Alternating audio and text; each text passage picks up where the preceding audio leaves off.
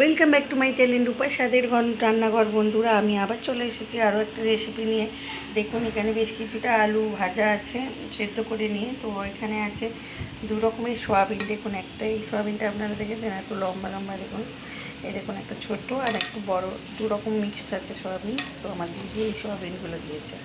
দেখুন, এত লম্বা লম্বা সয়াবিন, দেখেছেন? এই সয়াবিনের আমি একদিন সয়াবিন ললিপপ করে দেখাবো পরে। তো দেখুন, আজকে এই সয়াবিনটা আমি ভাবলাম যে দু রকম মিক্স করে করে দেখি। তো করতে নিয়ে নিয়েছি দই, এখানে রিফাইন তেল, এখানে আছে টমেটো বাটা, এখানে রসুন, শুকনো লঙ্কা, তেজপাতা, গোটা গরম মশলা, আদা, আর এখানে লঙ্কা ভাজা। তো দেখুন, আর এখানে চাল মশলা, এটা জল। তো দেখুন, এরপরে আমি কী করি, এখানে আমি নিয়ে নেব, দিয়ে দেবো এটাই মাখিয়ে নেবো নুন পরিমাণ মতো, চিনি, মাংস যেভাবে মাখিয়ে করে আমি সেভাবেই করব, হলুদ, লঙ্কার গুঁড়ো। তো এখানে আমি দিয়ে দিচ্ছি ফেটিয়ে, দইটা ফেটিয়ে নিচ্ছি, দিয়ে দিচ্ছি দই। এটা আর একটু জল দিয়ে ফেটিয়ে নিচ্ছি, দই দিয়ে। তো এখানে আমি দিয়ে দেবো রসুনটা, দিয়ে দেবো টমেটোর পেস্ট, এই মাখিয়ে করলে কিন্তু দারুণ হয়। দিয়ে দেবো আদা, লঙ্কা ভাজাটা। এবার এটাকে ভালো করে মাখিয়ে নেব।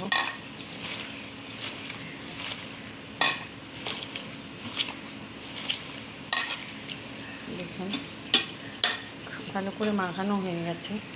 এরপর আমি দিয়ে দেবো একটু তেল, রিফাইন তেল।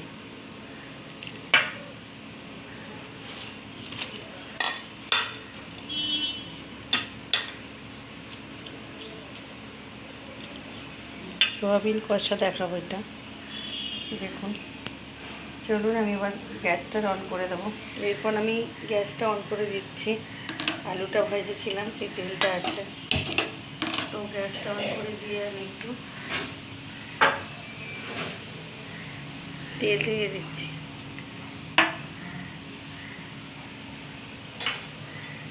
তো নিয়ে চলে এলাম, দেখুন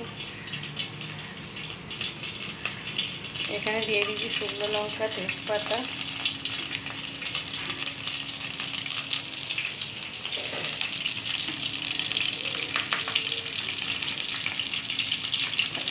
একটু গোটা জিরে।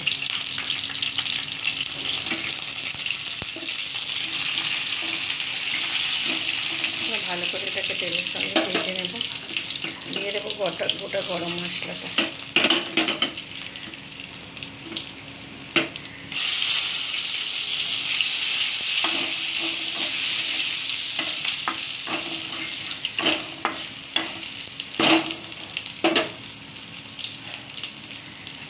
এবার দিয়ে দেবো মাখিয়ে রাখা সয়াবিনটা।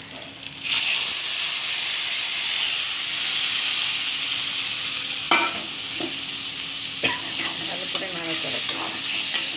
এই যে জলটা আছে, এই জলটা বেরিয়েছে, এই জলটাতে আমার সয়াবিনটা সেদ্ধ হয়ে যাবে। দেখুন, আমি একটু ঢেকে দেবো, ঢেকে ঢেকে করবো। চলুন দেখুন বন্ধুরা, দেখছি আমাদের সয়াবিন কষাটা হলো না। সয়াবিন কষাটা মোটামুটি সিদ্ধ হয়ে যাচ্ছে। তো এর সঙ্গে আমি আলুটা দিয়ে দিচ্ছি। দেখুন, সয়াবিন কষাটা রেডি, এর সঙ্গে আমি আলুটা দিয়ে দিচ্ছি।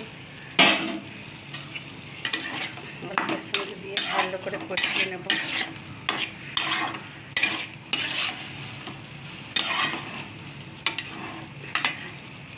তো এই জলটা আমি এর সঙ্গে তেল আছে তাই দিয়ে দিচ্ছি। কষাটা হয়ে গেছে, একটু জোর বাড়িয়ে দিচ্ছি।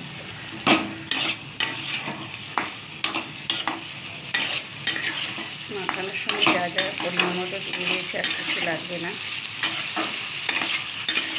কত সুন্দর কষা হয়ে গেছে।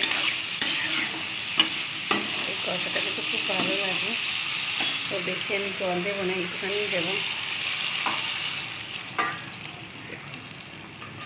জলটা দেওয়া হয়ে গেছে, এবার একটুখানি ফুটে গেলেই আমি নামিয়ে নেব।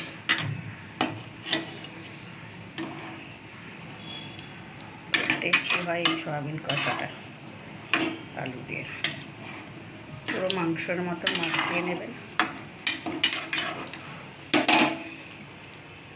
ঢেকে দিলাম। দেখুন বন্ধুরা, এরপর দেখে নিন এটা আমার রেডি কিনা। দেখুন কষাটা একদম রেডি, খুব সুন্দর হয়ে। দেখুন কষাটা, সয়াবিন কষাটা আলু দিয়ে পুরো রেডি, মাংসের মতন হয় এটা পুরো খেতে। দেখুন এরপর আমি গ্যাসটা অফ করে দিলাম। গ্যাসটা অফ করার পর আমি একটুখানি সর্ষের তেল দেবো ঝাঁঝের জন্য। আমার এটা পদ্ধতি কাঁচা তেল দেওয়া, এটা অপশানে রইল, দিতেও পারে নাও পারে। চলুন আমি ঢেলে নেব। দেখুন বন্ধুরা, সয়াবিন কষাটা কীরকম হয়েছে দেখতে, কত সুন্দর। দেখুন কত বড় বড় সয়াবিন আর ছোটো বড় সয়াবিন মিশ্র হয়ে আরও সুন্দর লাগছে দেখতে। দেখুন, তো এই সয়াবিনটা যদি ভালো লাগে, নিরামিষ সয়াবিনটা, এই রেসিপিটা যদি ভালো লাগে, প্লিজ শেয়ার কমেন্ট লাইক করতে ভুলবেন না। নতুন বন্ধুরা সাবস্ক্রাইব করে দেবেন। এইভাবেই আমার পাশে থাকুন, সাথে থাকুন। গরমের সকল বন্ধুরা ভালো থাকবেন। আবার চলে আসবো অন্য কোনো দিন অন্য কোনো রেসিপি নিয়ে। আজকের মতো টাটা, বাই।